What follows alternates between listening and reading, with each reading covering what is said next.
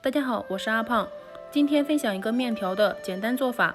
小麦高筋面粉300克，加入1勺食用盐，用170毫升凉水和面。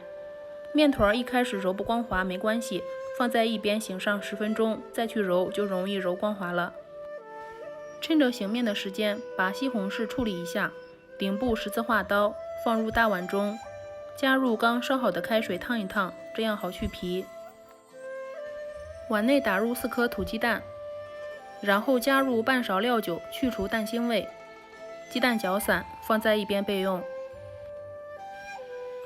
把西红柿的皮揭下来，然后再切成小块，切好之后放入大碗中，放在一边等着备用就可以了。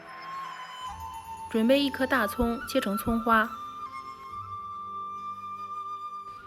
油烧热，倒入鸡蛋液，炸成鸡蛋花，之后盛出来，放在一边备用。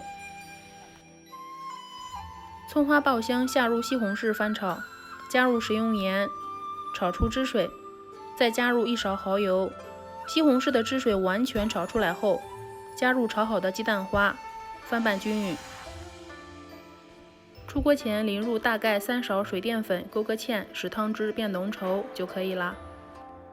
再去揉面就容易揉光滑了。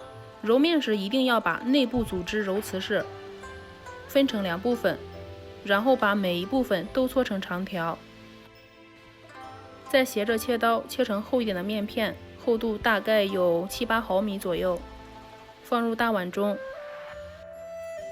再加入清水浸泡2分钟，不要时间太长，用筷子搅拌一下，防止粘连在一起。提前把水烧开，之后转成小火。面片经过浸泡后，像这样能够轻松扯开，一扯就很长。全部做好后转成大火，煮至面片浮起来，控水捞出。把做好的西红柿鸡蛋卤加进来，最后再撒一点葱花，好香啊，真的是太香了。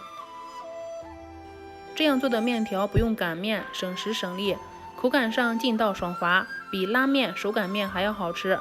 喜欢的话可以试试哦。喜欢我的视频就关注我吧，谢谢。